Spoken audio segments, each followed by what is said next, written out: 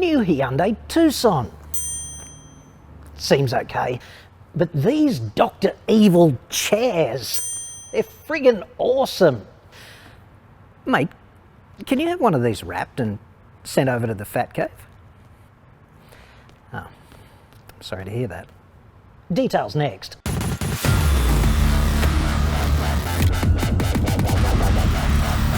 I'm John Cadogan from AutoExpert.com.au, and I get new cars cheap for buyers here in Straya. Hit me up on the website for that.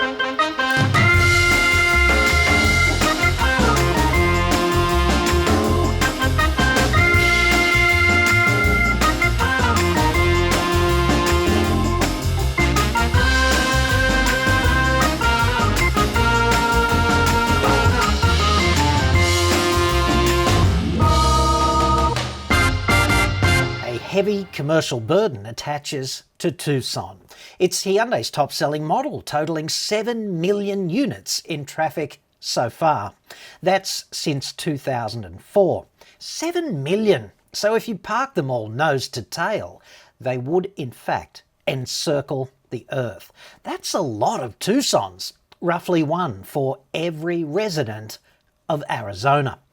And this one is the fourth generation. It's a bit bigger, but frankly, a lot more polished.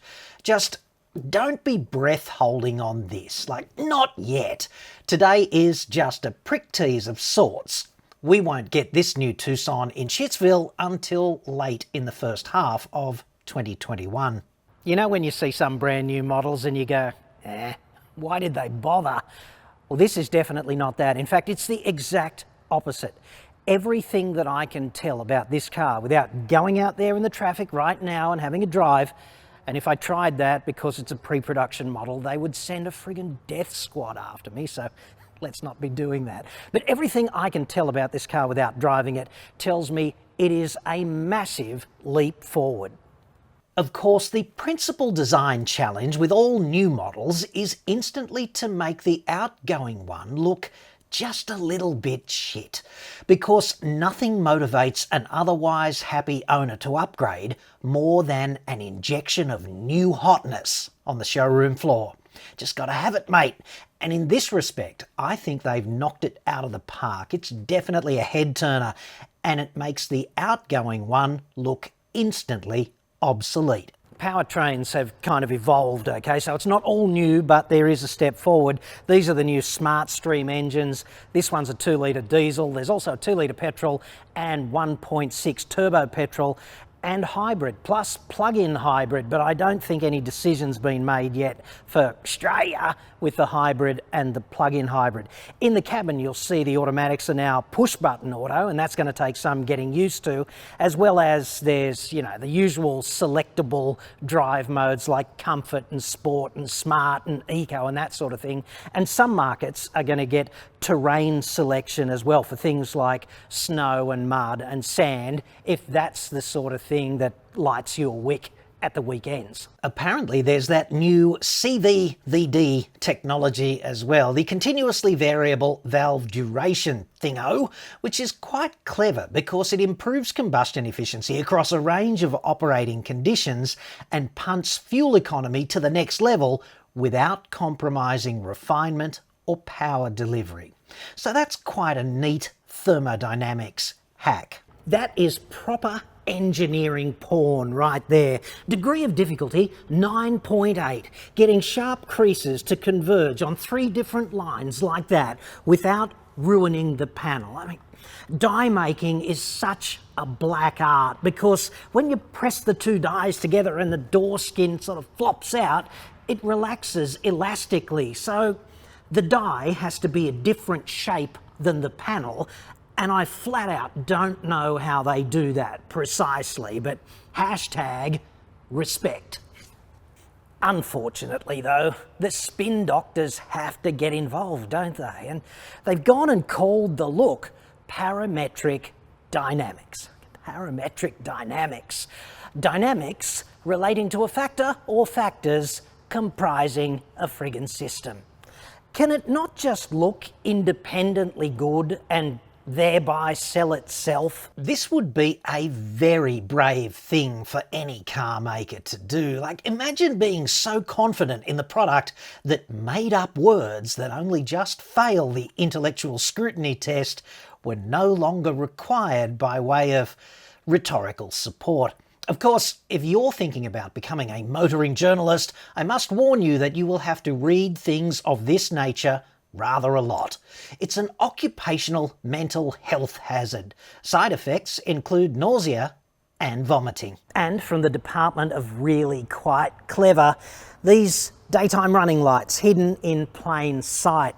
How about that? I also like this de-emphasised badge up the front here. You know, less really is more when it comes to shouting it all out loud for this new Tucson. And the indicators, absolutely clever as well. I don't know if you can see, but they've got a beam built into them that sort of buddy spikes anyone over there who's potentially going to turn across your path, thereby making it much harder for you and them to become coincident in space-time.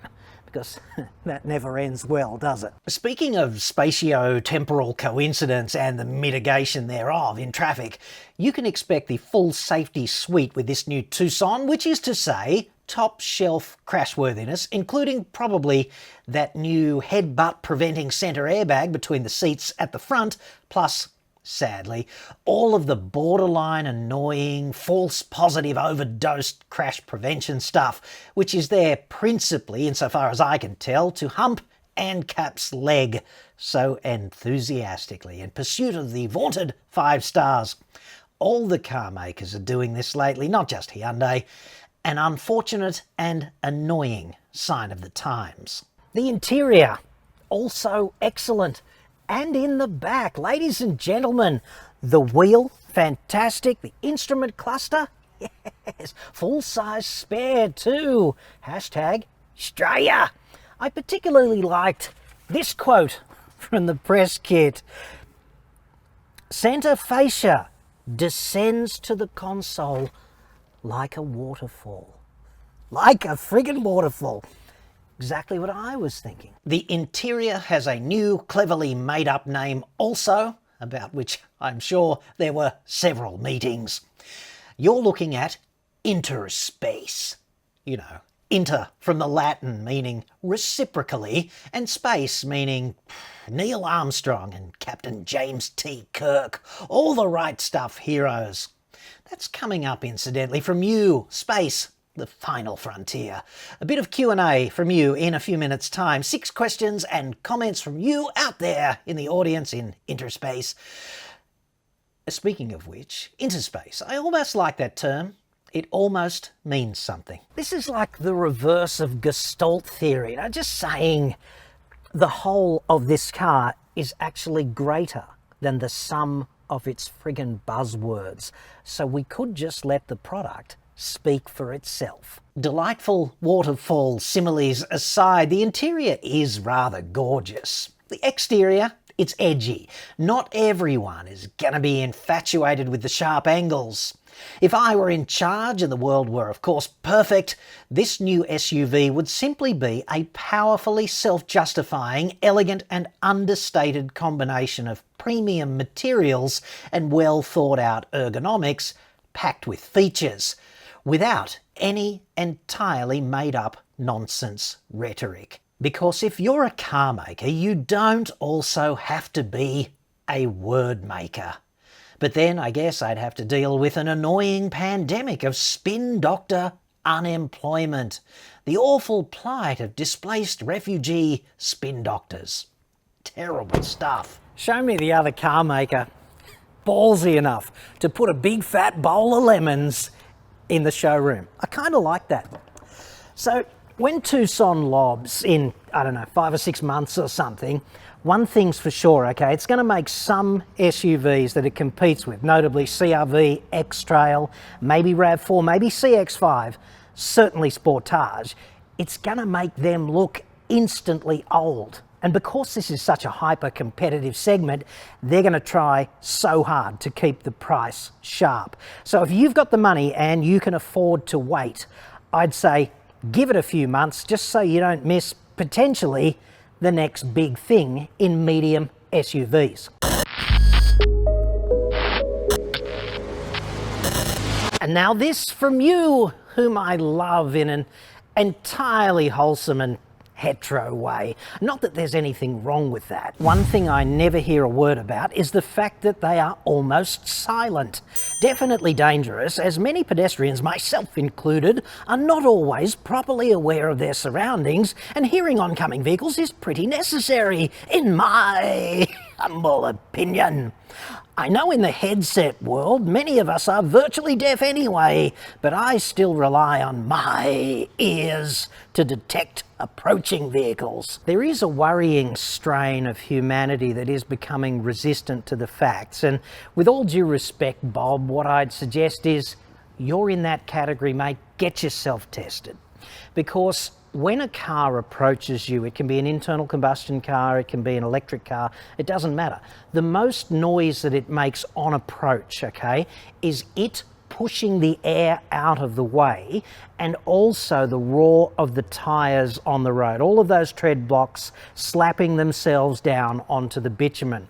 And it's not until the car draws alongside you or goes past, or I guess if it runs over the top of you and kills you, it's not until then that the noise of internal combustion becomes apparent. You don't certainly hear the exhaust until it is past you, mate. So there is that. It's a complete urban myth that electric vehicles are sort of silent but deadly to pedestrians. And on the subject of pedestrians, as drivers, I'd suggest that we need to do everything possible to mitigate the risk to vulnerable road users. But if you're a pedestrian and you're older than about 6 or 7 years of age, then you have an absolute responsibility for your own safety as well. And if you are a pedestrian or a mother or a father of a really young pedestrian, and you don't do everything you can to mitigate the risk, you are functionally insane. Gonna enjoy your sense of humour, and the missus enjoys your humour. As always, great video topic. Thanks. Dear Mrs. Lane, I do apologise sincerely and without reservation in respect of your husband's appalling ongoing treatment of you. Nobody deserves to have somebody they love inflict me upon them routinely under the roof of their home, somewhere where they should feel safe. Look, if you need help at this confronting time, call Lifeline now on 13 11 14. That's the number here in Shitsville, 13 11 14. And again, I do so sincerely apologise. Why do you call Australia Shitsville? Dude, look around. I was admiring the moon the other day through the now clear skies, and it hit me. Holy shit, there have been men up there. Footage of the Saturn rockets still give me shivers, both for the staggering engineering achievements and the balls to undertake these missions. I invite everyone to look up and think about it next time the skies are clear.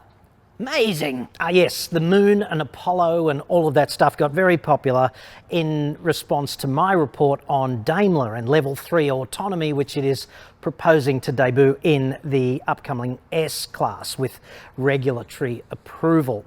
The other thing I'd suggest when it comes to spinal shiverfest is take a look at the rockets, those solid booster rockets that got the space shuttle off the pad. Those things were just flat out awesomely powerful. And if you can track it down on YouTube, check out some of the test firing of those solid booster rockets out at the Morton Thiokol plant. Those rockets absolutely outstanding. What a pity, of course, about the O-rings and what happened there with the Challenger, and of course the batshit crazy management culture at NASA and Morton Thiokol that allowed that disaster to happen in the mid-1980s. Caution, black side of the moon is always that. That is such a common misconception. There's no such thing as the dark side of the moon. People get this mixed up all the time. So what happens is the moon has essentially the same face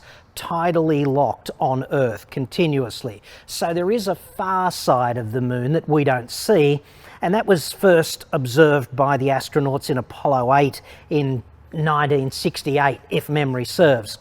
The moon experiences day and night though equally just about everywhere on the moon, just the same as we do on Earth, only the days and nights are substantially longer.